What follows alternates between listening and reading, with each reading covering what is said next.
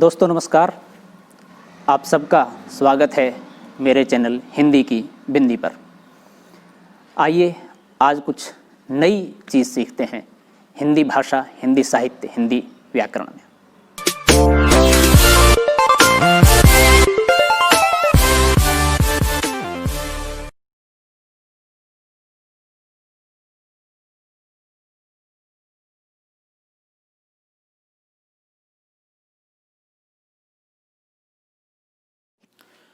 विद्यार्थियों, आज की वीडियो हम बना रहे हैं प्रगतिवादी काव्यधारा पार्ट 2। पार्ट 1 में हमने प्रगतिवादी काव्यधारा की कुछ प्रवृत्तियों की बात की थी, कुछ प्रवृत्तियां और शेष हैं, हम उन पे बात करते हैं। तो जहां से हमने छोड़ा था उसके आगे स्टार्ट हम करते हैं। वीडियो स्टार्ट करने से पूर्व आप सबसे यही निवेदन है कि यदि आपने हिंदी की बिंदी चैनल को अभी तक भी सब्सक्राइब नहीं किया है तो प्लीज़ उसे सब्सक्राइब जरूर करें और बेल आइकन को जरूर दबाएं ताकि कोई वीडियो आप मिस ना कर पाएँ और लगातार आप प्रतियोगी अकादमिक परीक्षाओं के तथ्यात्मक और अच्छे वीडियो के माध्यम से अपने अध्ययन को जारी रख सकें। और आपकी सफलता में ही हमारी सफलता है और निश्चित रूप से आप प्रगति करेंगे तो हमें जितनी खुशी होगी उसका कोई पैमाना या नापने का यंत्र नहीं है, बेहद खुशी होगी। तो आइए हम शुरू करते हैं आज की वीडियो। प्रेम वर्णन। प्रेम साहित्य के प्रत्येक युग का एक महत्वपूर्ण विषय रहा है। प्रगतिवाद भी इससे अछूता नहीं है। यहाँ प्रेम साहचर्य एवं सहजीवन से उत्पन्न होता है। प्रेम के लिए इन कवियों को प्रकृति की गोद में जाने की आवश्यकता महसूस नहीं होती, वह तो श्रम करते समय भी महसूस किया जा सकता है। प्रेम साधारण जीवन का सहज अंग है, यह किसी विशेष परिस्थिति की मांग नहीं करता। प्रेम समाज में काटता भी नहीं है, समाज से काटता भी नहीं है, बल्कि यह तो व्यक्ति के सामाजिक होने की भावभूति है। मिलकर वे दोनों प्राणी देश रहे खेत में पानी। ये देखिए, मिलकर वे दोनों प्राणी, यानी कि खेत अर्थात इस संसार को, इस समाज को, इस जीवित करने को, जीवन को एकजुटता के लिए मिश्रण की आवश्यकता है। एक नहीं, दो की आवश्यकता है, समूह की आवश्यकता है। त्रिलोचन की कविता के अंश, मुझे जगत जीवन का प्रेमी बना रहा है प्रेम तुम्हारा। शिल्प, ये विशेषताओं के बाद इसके शिल्प को लेकर के बात करें प्रगतिवादी कविताओं को, तो प्रगतिवादी आंदोलन मूलतः कथ्य का आंदोलन था, शिल्प का नहीं। उसके अनुसार शिल्प कथ्य का उपोद्वाद होता है, अर्थात प्रगतिवादी कविता सर्वहारा व श्रमिक की पक्षधर होने के नाते इस दायित्व बोध से युक्त है कि कविता शिल्प की चमक दमक से लदी हुई नहीं बल्कि आम आदमी के लिए बोधगम्य होनी चाहिए। इन्हें कविता में उसी जन प्रभाव की तलाश है जो पोस्टरों में दिखाई देती है।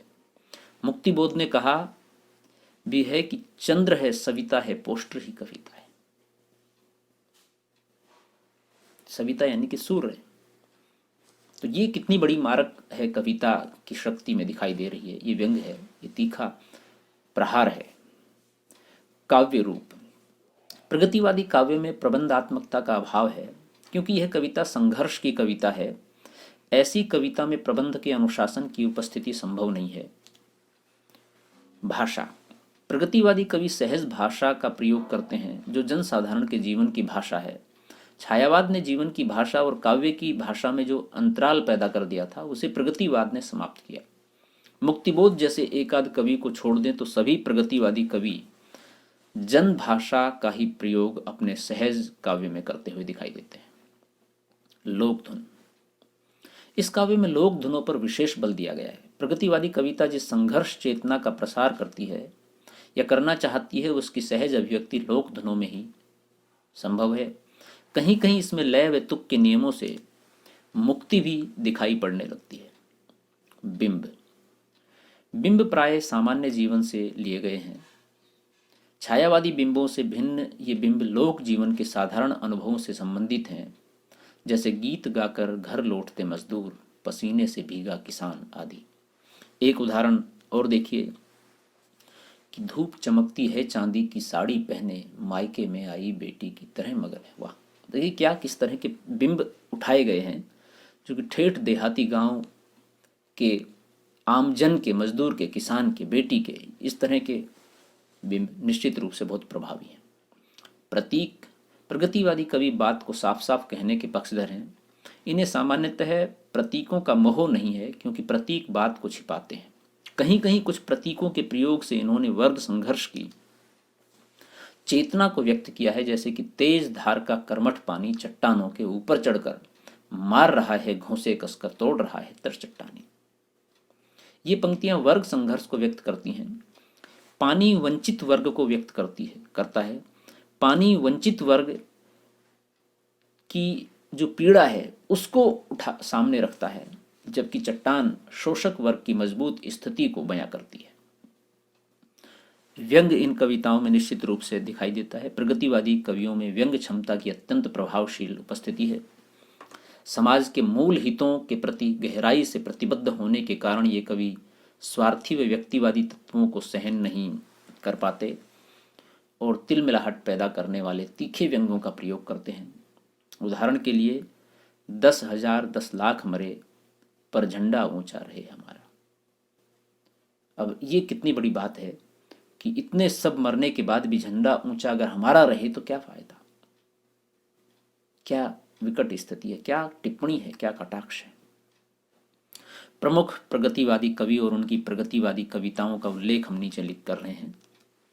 सुमित्रानंदन पंत, प्रगतिवादी रचनाएं इनकी हैं युगांत, युगवाणी, ग्राम्य। सूर्यकांत त्रिपाठी निराला, प्रगतिवादी कविताएं हैं कुकुरमुत्ता, अणिमा, नए पत्ते, बेला, अर्चना। नरेंद्र शर्मा, प्रवासी के गीत, पलाशवन, मिट्टी और फूल, अग्नि, शस्य। रामेश्वर शुक्ल, अंचल, किरण वेला, लाल चुनर। माखनलाल चतुर्वेदी, मानवध्य। रामधारी सिंह दिनकर, कुरुक्षेत्र। रश्मि रथी, परशुराम की प्रतीक्षा। उदय शंकर भट्ट, अमृत और विष। बालकृष्ण शर्मा नवीन, कुमकुम, अपलक, रश्मि, रेखा। जगन्नाथ प्रसाद मिलिंद, बलिपथ के गीत, भूमि की अनुभूति, पंखुरिया। केदारनाथ अग्रवाल, युग की गंगा, फूल नहीं रंग बोलते हैं, लोक था आलोक, नींद के बादल। रामविलास शर्मा, रूप तरंग। नागार्जुन, युगधारा, हजार हजार बाहों वाली प्यासी पथराई आंखें, तुमने कहा था, तालाब की मछरिया, पुरानी जूतियों का कोरस, सतरंगे पंखों वाली भस्मासुर खंड काव्य। रांगे राघव, अजय खंडहर, मेधावी, राह के दीपक, पांचाली, पिघलते पत्थर। शिव मंगल सिंह सुमन, हिल्लोल, जीवन के गान, प्रलय सर्जन। त्रिलोचन, मिट्टी की बात, धरती। प्रगतिवादी कवियों को हम 3 श्रेणियों में रख सकते हैं। एक वे कवि जो मूल रूप से पूर्ववर्ती काव्यधारा छायावाद से संबंध है, दूसरे वे जो मूल रूप से प्रगतिवादी कवि हैं, और तीसरे वे जिन्होंने प्रगतिवादी कविता से अपनी काव्य यात्रा शुरू की लेकिन बाद में प्रयोगवादी या नई कविता करने लगे। ये हम पूर्व में बता चुके हैं। पहले वर्ग के कवियों में सुमित्रानंदन पंत, सूर्यकांत त्रिपाठी निराला विशुद्ध छायावादी कवि के रूप में जाने जाते हैं। दूसरे नरेंद्र शर्मा, भगवती चरण वर्मा, रामेश्वर शुक्लांचल, बच्चन की कुछ कविताएं, हालावादी कवि। बालकृष्ण शर्मा नवीन, माखनलाल चतुर्वेदी, रामधारी सिंह दिनकर, उदय शंकर भट्ट, उपेंद्र नाथ अश्क, जगन्नाथ प्रसाद मिलिंद, राष्ट्रीय काव्य धारा आदि हैं जिन्होंने प्रगतिवादी साहित्य में उल्लेखनीय योगदान दिया। मूल रूप से प्रगतिवादी कवियों में केदारनाथ अग्रवाल, रामविलास शर्मा, नागार्जुन, रांगे राघव, शिव मंगल सिंह सुमन, त्रिलोचन का नाम उल्लेखनीय है। गजानन माघव, मुक्तिबोध, अज्ञे, भारत भूषण अग्रवाल, भवानी प्रसाद मिश्र, नरेश मेहता, शमशेर बहादुर सिंह, धर्मवीर भारती ने भी प्रगतिवादी या प्रगतिवाद किसी न किसी रूप में मौजूद है, पर इन्हें प्रगतिवादी कवि कहना उचित नहीं है। इनकी कविताओं में प्रगतिवाद का प्रभाव जरूर दिखाई देता है, या कुछ कविताएं हैं जो इस विचारधारा से बहुत प्रभावित हैं। यहाँ हम सभी प्रमुख प्रगतिवादी कवियों और उनकी प्रगतिवादी कृतियों का नाम उल्लेख ऊपर कर चुके हैं, कुछ शेष रह गए, वो निम्न हैं। सुमित्रानंदन पंत, प्रगतिवादी रचनाएं युगांत, युगवाणी, ग्राम्या। सूर्यकांत त्रिपाठी निराला, प्रगतिवादी रचनाएं कुकुरमुत्ता, अणिमा, नए पत्ते, बेला, अर्चना। नरेंद्र शर्मा 1913 से 1979, 89, प्रवासी के गीत, पलाशवन, मिट्टी और फूल, अग्निशेष।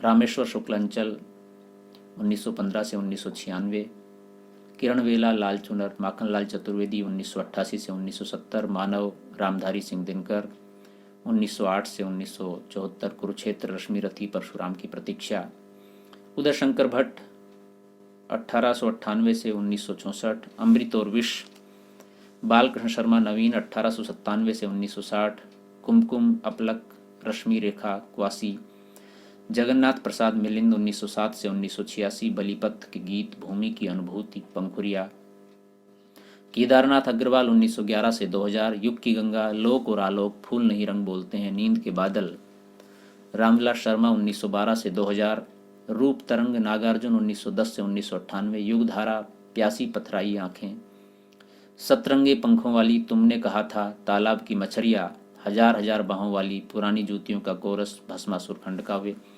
रांगे राघव 1923 से 1962, अजय खंडहर मेधावी पांचाली, राह के दीपक, पिघलते पत्थर, शिव मंगल सिंह सुमन 1915 से 2002, हिल्लोल जीवन के गान, प्रलय सर्जन, त्रिलोचन 1917 से 2007, मिट्टी की बात धरती।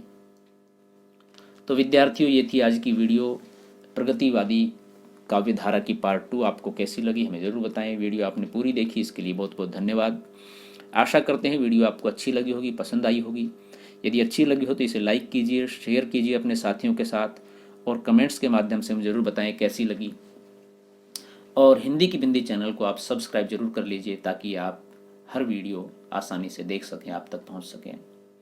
और यदि आपके मन में कोई सवाल है, कोई प्रश्न है, कोई जिज्ञासा है, तो कमेंट्स के माध्यम से पूछिए, हम उसका समाधान करने की कोशिश करेंगे। आज के लिए इतना ही। नेक्स्ट वीडियो में नेक्स्ट टॉपिक के साथ फिर मिलते हैं। तब तक के लिए शुक्रिया, नमस्कार।